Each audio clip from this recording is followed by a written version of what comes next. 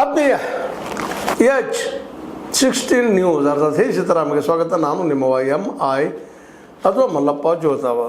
ನಮ್ಮ ಶಾಸಕ ಪ್ರದೀಪ್ ಈಶ್ವರ್ ಗೊತ್ತದ ನಿಮಗೆ, ಒಳ್ಳೆ ಸಂಸ್ಥೆ ಕಟ್ಕೊಂಡವರು, ಬೆಳೆದವರು, ಹಾರ್ಡ್ ವರ್ಕ್ ಮಾಡಿದವರು, ಪರಿಶ್ರಮ ಮೂಲಕ ಸಾಕಷ್ಟು ದುಡ್ಡು ಮಾಡಿದವರು, ಅಡ್ಡಿಲ್ಲ ಒಳ್ಳೆ ಬದುಕು ಮಾಡ್ಕೊಂಡು ಇವನ್ನ ಶಾಸಕರು ಆದರೂ ಒಳ್ಳೆ ಮಾತುಗಾರಿದ್ದಾರೆ.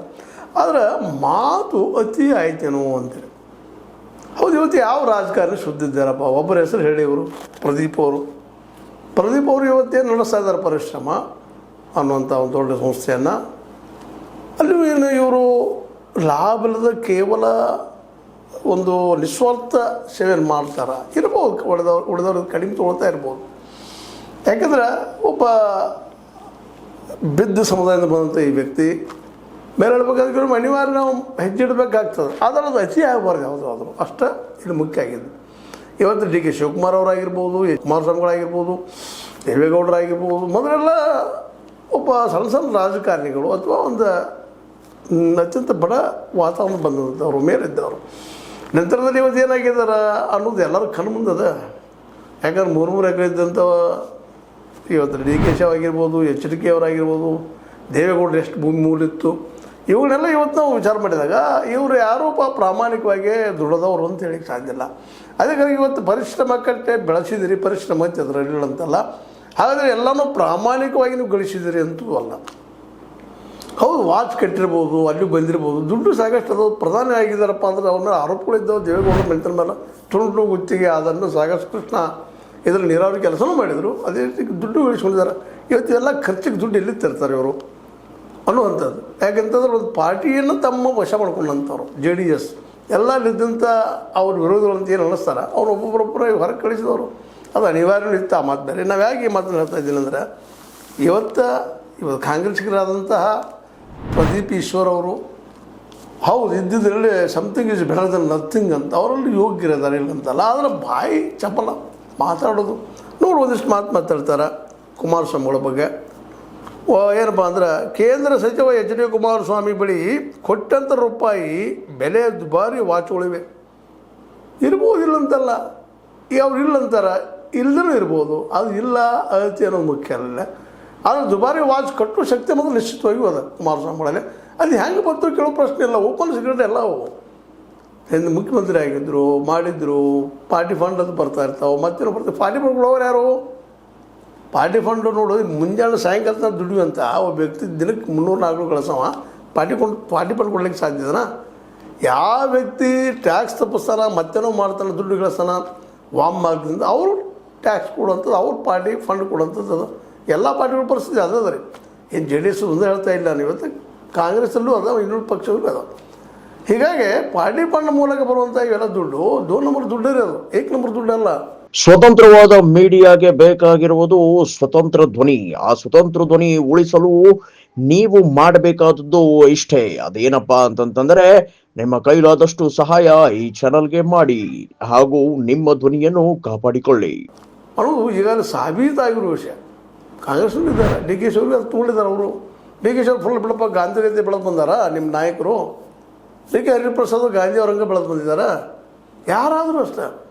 ಈ ಸಂದರ್ಭದಲ್ಲೇ ಈ ಮಾತಾಡೋಕ್ಕಿಂತಲೂ ಕನ್ಸ್ಟ್ರಕ್ಟಿವ್ ಆಗಿ ಏನು ಮಾಡಿದಾರಪ್ಪ HD ಕುಮಾರಸ್ವಾಮಿ ದುಡ್ಡು ತಿನ್ನೋರು ಅಂತ ಎಲ್ಲರೂ ಈಗೇನು ಮಾಡ್ಲಿಕ್ಕೆ ಸಾಧ್ಯ ಅಂತ ಮಾತಾಡಬೇಕಾಗಿತ್ತು. ಮಾತಾಡಿದ್ದಾರೆ. ರಾಮರಾಜ್ ಪಂಚೆ ಮಾರಾಟ ಮಾಡಿ ಅನಿತಾ ಕುಮಾರಸ್ವಾಮಿ ಬಿಡದಿಯಲ್ಲಿ 32 ಎಕರೆ ಜಮೀನು ಖರೀದಿಸಿದ್ದಾರೆ.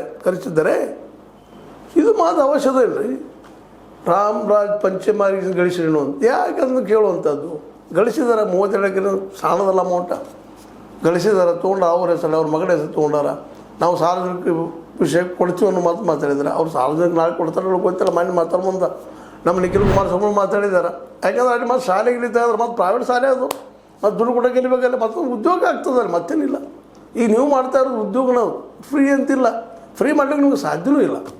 ಯಾಕಂದ್ರೆ ಆರ್ಥಿಕವಾಗಿ ಬಂತಿರಲಿಲ್ಲ ನೀವು ಅದರಿಂದ. ಅಂದರೆ ಇದರ ಅರ್ಥ ಇಷ್ಟ, ಖಾಸಗೀಕರಣ ಮಾಡಿದ್ರಿಂದಾಗೆ ಶಿಕ್ಷಣ ವ್ಯತ್ಯಾಸ ಆಗಿಬಿಟ್ಟದಪ್ಪ ಅಂದ್ರೆ ಕಾಸ್ಟ್ಲಿ ಆಗ್ಯದ. ಎಲ್ಲರೂ ಅಲ್ಲಿ ಉದ್ಯೋಗ ಮಾಡೋದು ಅಂತ ಹೇಳ್ತಾರೆ. ಎಲ್ಲರೂ ಶಾಸಕರು ಇರ್ಬೋದು, ಯಾರೋ ಇರ್ಬೋದು. ಒಂದು 4-5 ಸಂಸ್ಥೆ ಕಟ್ಟಿದ್ದೀವಪ್ಪ ಅಂತಂದ್ರೆ ದುಡ್ಡು ಬರ್ತದೆ, ಅದನ್ನ ರಾಜಕೀಯ ಮಾಡೋಕ್ಕೆ ಬರ್ತದೆ. ಶುಗರ್ ಫ್ಯಾಕ್ಟ್ರಿ ಕಟ್ಟೆ, ಶುಗರ್ ಫ್ಯಾಕ್ಟ್ರಿ ಲಾಭ ಬರ್ತದೆ. ಶುಗರ್ ಫ್ಯಾಕ್ಟ್ರಿಗಳು ಸಾರಿ ತೆಗೆದು ಮತ್ತೊಂದು ಮುಗಿದು ಇನ್ನೊಂದು ಯಾವುದೂ ಇಲ್ಲ. ದೊಡ್ಡ ಇಂಡಸ್ಟ್ರಿ ಮಾಡಿ ಮತ್ತೇನೋ ಮಾಡಿ ಜನರಿಗೆ ಉದ್ಯೋಗ ಕೊಡ್ತಾನಂತದ್ದು ಅಂಥ ಟೆಕ್ನಿಷಿಯನ್ಸು ಸಿಗೋದು ಭಾಳ ಕಷ್ಟ ಅದಾವೆ. ಅವ್ರು ಪೇಮೆಂಟ್ ಮಾಡಿ ನಾವು ಯಶಸ್ವಿ ಆಗೋದ್ರ ಭಾಳ ಕಷ್ಟ ಅದಾವೆ. ಯಾಕಂದ್ರೆ ಇವತ್ತೆಲ್ಲ ಕಾರ್ಪೊರೇಟ್ಗಳೆಲ್ಲ ಉದ್ಯಮಗಳು ಕಸ್ಕೊಂಡ್ಬಿಟ್ಟಿದ್ದಾರೆ. ಅವರು ನಡೆಸ್ಲಿಕ್ಕೆ ಸಾಧ್ಯನೇ ಇಲ್ಲ. ಅವರು ನಡೆಸ್ತಾ ಇಲ್ಲ, ಆದ್ರೆ ಜೀವನದಲ್ಲಿ ಹೊಂಟಿದ್ದಾರೆ ಅಷ್ಟೇ, ಅವ್ರನ್ನ ಬೆಳೆಸ್ತಾ ಇಲ್ಲ. ಈ ಎಲ್ಲ ದಿಶೆಯಲ್ಲೇ ಈ ಎಲ್ಲರೂ ಅವರ ಇದ್ದಾಗ ಪ್ರದೀಪ್ ಅವರು ಇಷ್ಟು ನೇರಾನೇರವಾಗಿ ಮತ್ತು ಅದೇ ಕಾಲಕ್ಕೆ ಈ ಒಂದು ಒಕ್ಕಲಿಗ ಸಮುದಾಯದ ಬಗ್ಗೆ ಎಲ್ಲ ಒಂದಿಟ್ಟು ಮಾತಾಡೋದು ಎಡವಿದಾರ ಅಂತ ಅನ್ನಿಸ್ತದಲ್ಲ, ಎಡವಿದಾರನ. ಇದು ಜಾತಿತರ ಅವಶ್ಯಕತೆ ಏನದ? ನಾ ಬಿದ್ದ ಸಮಾಜದವನು, ನಾ ಹಿಂದುಳಿದವರು, ನಾವು OBC ನಮ್ಗೆ ಮಾಡೋಕ್ಕೆ ಕೊಡ್ರಿ, ಅವಕಾಶ ಕೊಡ್ರಿ ಅಂತ ಏನೋ ಮಾತಾಡಿದಾರೆ. ಅವೆಲ್ಲ ಮಾತುಗಳು ಏನಪ್ಪ ಅಂದ್ರೆ ಅವಶ್ಯದವನ ಅಂತೇಳಿ. ಹೌದು, ಒಕ್ಕಲಿಗರದಾರ, ಅವರಲ್ಲಿ ಏನೋ ಅವ್ರ ಜನ ಬೆಂಬಲ ಮಾಡಿದ್ದಾರೆ. ಒಕ್ಕಲಿಗರಿರಲಿ, ಲಿಂಗಾಯತರಿರಲಿ, ಅವರ ಮಂದಿನ ಅವ್ರು ಬೆಳೆಸ್ಕೊಂಡು ಬಂದಿದ್ದಾರೆ, ಇಲ್ಲಂತಲ್ಲ. ಈಗ ನೀವು ಹಿಂದುಳಿದವರು ಅಂದರೆ ನಿಮ್ಮ ಮಂದಿನ ಬೆಳೆಸ್ತಾ ಇದ್ದಾರೆ. ನಮ್ಮ ಸಿದ್ದರಾಮಯ್ಯ ಬೆಳೀಲಿಲ್ವ? DK ಅವರು ಒಕ್ಕಲಿಗರಿದ್ದಾರೆ, ಅವರು DK ಅವ್ರನ್ನೂ ಬೆಳೆಸಿದ್ದಾರೆ. ಬೇಡ, DK ಅವರು ಬೆಳೆದಾರೆ. ಅದೇ ರೀತಿ ಕುಮಾರಸ್ವಾಮಿಗಳು ತಾವು ಬೆಳೆದಾರೆ. ಬೆಳೆದ ಮೇಲೆ ಎಲ್ಲರೂ ಸಪೋರ್ಟ್ ಮಾಡ್ತಾ ಇರ್ತಾರೆ. ಆ ಮಾತು ಬೇರೆ ಇರು ಮುಂದೆ ಆ ಮಾತನ್ನ ಎತ್ತಿ ಮಾತಾಡೋದು ಅಷ್ಟೆಲ್ಲ. ಮತ್ತೆ ಹೋಗೋ ಮುಂದೆ ಮಿಷಿ ಮೇಲೆ ಕೈ ತಿರುವಂಥದ್ದು ಈಗ ಮಾಡಿದ್ದಾರೆ. ಸಹಜ ಯಾರೋ ಚಪ್ಪಲಿ ಹೋಗಿ ಎಸೆದು ಬಿಟ್ಟಿದ್ದಾರೆ. ಸಹಜವಾಗಿ ಚಪ್ಪಲಿ ಎಸೋ ಪ್ರಕಾಶ್ ಅಂತೇಳಿ JDS ಕಾರ್ಯಕರ್ತ. ಅದು ಇಲ್ಲಿ ಭಾಳ ಸೂಕ್ಷ್ಮ ಗಮನಿಸೋದು ಏನಪ್ಪ ಅಂತಂದ್ರೆ, ಕುಮಾರಸ್ವಾಮಿಗೆ ಅವರದೇ ಅಂತ ಬೆಂಬಲಿಗರಿದ್ದಾರೆ, DK ಅವ್ರಿಗೆ ಅವ್ರದೇ ಅಂತ ಬೆಂಬಲಿಗರಿದ್ದಾರೆ, ಪ್ರದೀಪ್ ಈಶ್ವರವ್ರಿಗೆ ತಮ್ಮದೇ ಬೆಂಬಲಿಗರಿದ್ದಾರೆ.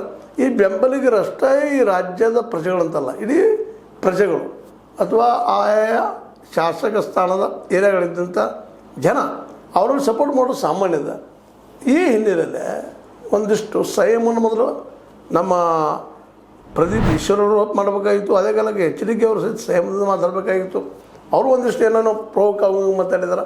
ಒಟ್ಟಾರೆಯಾಗಿ ಸಿಚುವೇಶನ್ ಏನಾಗೋದಪ್ಪ ಅಂತಂದ್ರೆ, ಈ ಜನಜಂಗಳಿ ಕೂಡಿದಪ್ಪ, ಇವರು ಹೆಚ್ಚು ಒಕ್ಕಲಿಗರು ಇರೋದ್ರಿಂದ ಸಹಜವಾಗಿ ಕುಮಾರಸ್ವಾಮಿಗಳ ಬೆಂಬಲ ಸೃಷ್ಟಿಯಾಗ್ಯದ. ಅದಕ್ಕೆ ಇವ್ರಿಗೆ ಇಲ್ಲ, ನೀವು ಮಾಸಿನ ತಗೊಳ್ರಿ ಮಾಡಿ ಅನ್ನೋಂಥ ಮಾತುಗಳು ಆಗಿರ್ಬೋದು, ಇಲ್ಲಂತಲ್ಲ. ಯಾಕಂದ್ರೆ ಇಲ್ಲೇ ಪ್ರದೀಪ್ ಈಶ್ವರವರು ಸಹಿತ ಒಂದಿಷ್ಟು ಭಾಷೆ ಮೇಲೆ ಹಿಡಿತಿಟ್ಕೊಂಡು ಹೋಗುವಂಥದ್ದು ಭಾಳ ಮುಖ್ಯದ. ಯಾಕಂದ್ರೆ ಅದನ್ನು ಹೆಚ್ಚು ಮಾಡೋದು ನಾವು ವಿರೋಧಗಳು ಹಂಗೆ ಹೆಚ್ಚಾಗ್ತಾ ಹೋಗ್ತಾವೆ. ಆ ಕೊನೆಗೆ ಏನೋ ಕೆಂಪೇಗೌಡರ ಒಂದು ಏನೋ ಹುಟ್ಟುಹಬ್ಬದ ಸಂದರ್ಭದಲ್ಲೇ ಇದೆಲ್ಲ ಕೂಡಿ ಮಾತಾಡಿದಾಗ ಸಹಜ ನಮ್ಮ HDK ಅವ್ರ ವಿರುದ್ಧ ಇವ್ರು ಮಾತಾಡಿದಕ್ಕೆ ಅಲ್ಲಿ ಒಕ್ಕಲಿಗರೆಲ್ಲ ಒಂದು ಸ್ವಲ್ಪ, ಅದರಲ್ಲೂ HDK ಬೆಂಬಲಿಗರು ಈ ಚಪ್ಪಲ್ ಎಸೆಯುವಂಥ ಕೆಲಸವನ್ನು ಮಾಡಿದ್ದಾರೆ. ಆದರೆ ಇದು ಸಹಿತ ತಪ್ಪನ. ಕುಮಾರಸ್ವಾಮಿಗಳು ಸಹಿತ ಇದನ್ನು ನಿಲ್ಲಿಸಬೇಕಾಗಿದೆ. ಜೊತೆಗೆ ಪ್ರದೀಪ್ ಈಶ್ವರವರು ಏನು ಕೆಲಸ ಆಗಬೇಕಾಗಿದೆ ಅದ್ರ ಬಗ್ಗೆ ಮಾತಾಡ್ಬೇಕು ವಿನಃ ತಪ್ಪುಗಳು ಮಾಡಿದ್ರೆ ಅದಕ್ಕೆ ತನಿಖೆಗೆ ನೇಮಿಸ್ರಿ, ನೆಲೆದು ಹೊಡ್ಕೊಂಬಂದ್ರೆ ದುಡ್ಡು ಮಾಡ್ರಿ, ಅದನ್ನು ಕೋರ್ಟ್ ಮೂಲಕ ಏನು ಮಾಡೋದು ಮಾಡೋ ದಿಶೆಯಲ್ಲಿ ಅವರು ಉತ್ತರ ಕೊಡ್ತಾ ಇದ್ದಾರೆ. ಆದರೆ ಈ ಒಂದು ಜನರ ಭಾವನೆಗಳಿಗೆ ಧಕ್ಕೆ ಆಗುವಂಥ ಕೆಲಸವನ್ನು ಆದಷ್ಟು ಮಾಡದಿದ್ದರೆ ಒಳ್ಳೆಯದೇನೋ. ಏನೋ ಇರಲಿ, ಒಟ್ಟಿನಲ್ಲೇ ಮೀಸೆ ತಿರುವಿದ್ದು, ಚಪ್ಪಲ್ಲೇ ಎಸೆದಿದ್ದು, ಅದೇ ಕಾಲಕ್ಕೆ ರಾಮರಾಜ್ ಬನಿಯಾಮ್ಮಾರೆ 37 ಗಳಿಸಿದ್ದು ಅನ್ನುವಂಥ ಮಾತುಗಳು ಮತ್ತು ವಾಚ್ಗಳು ಅದ್ರ ಬಗ್ಗೆ ಮಾತಾಡಿದ್ದು ಈಶ್ವರ್ ಪ್ರದೀಪ್ ಅವರು ತಪ್ಪು. ಅದೇ ಕಾಲಕ್ಕೆ ಭಾವಾವೇಶಕ್ಕೊಳಗಾಗಿ ಚಪ್ಪಲಿ ಎಸೆದ್ರು, ಅದು ತಪ್ಪು.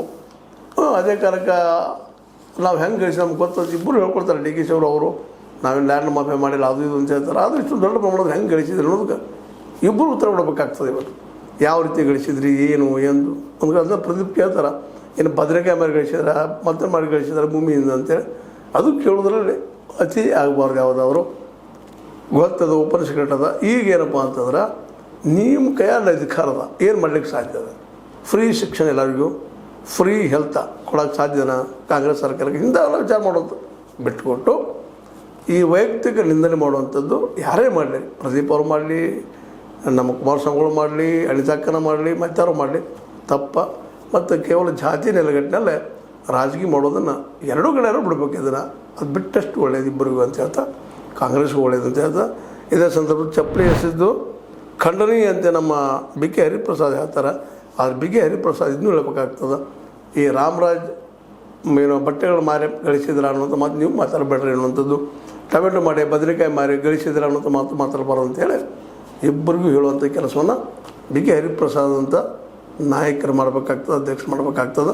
ಕೇವಲ ತಮ್ಮವನ್ನು ರಕ್ಷಣೆ ಮಾಡಿಸಲಾಗ ಮಾತಾಡೋದು ಸಹಜವಾಗಿ ಇನ್ನುಳಿದವರಿಗೆ ಕೆರಳಿಸುವಂಥ ಸಾಧ್ಯತೆಗಳಿದ್ದಾವೆ.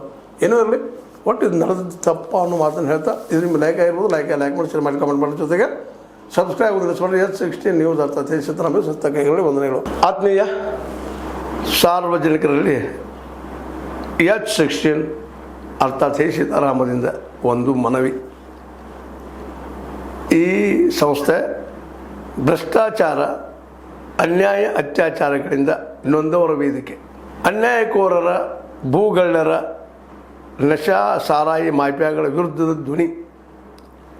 ರೈತರ, ಕೂಲಿಕಾರ, ಕಾರ್ಮಿಕರ, ಬಿದ್ದ ಸಮುದಾಯ ಜನರ ಧ್ವನಿ. ಬೆಂಬಲವಾಗಿ ನಿಂತು ತನುಮನ ಧನದ ಸಹಾಯಕ್ಕೆ ಸಾರ್ವಜನಿಕರಲ್ಲಿ ಕೋರಿಕೆ. ದಾನದ ಸಹಾಯ ನೀಡಿ ಸ್ವಾತಂತ್ರ್ಯ ಪತ್ರಿಕೋದ್ಯಮ ಉಳಿಸಿ ಬೆಳೆಸಿ. ವಂದನೆಗಳು. ತಮ್ಮನ್ನೇ ನಂಬಿರುವ ಮಲ್ಲಪ್ಪ ಇ ಜೋತಾವರ್. ಈ ಕೆಳಗಿನ QR ಸ್ಕ್ಯಾನ್ ಮಾಡಿ ಅಥವಾ ಈ ನಂಬರ್ ಅಂದರೆ 7411402405ಗೆ ಇಲ್ಲ 9686864852ಗೆ ನೀವು ಫೋನ್ಪೇ ಮಾಡಿ, Paytm ಮಾಡಿ ಅಥವಾ ಇನ್ನಾವುದೇ ಮಾಧ್ಯಮದಿಂದ ಗೂಗಲ್ ಮೂಲಕ ಸಹಾಯ ಮಾಡಿ ಈ ಪ್ರಾಮಾಣಿಕ ಪತ್ರಿಕೋದ್ಯಮವನ್ನು ಉಳಿಸಿ ಅಂತ ಮತ್ತೊಮ್ಮೆ ಮನವಿ. ವಂದನೆಗಳು.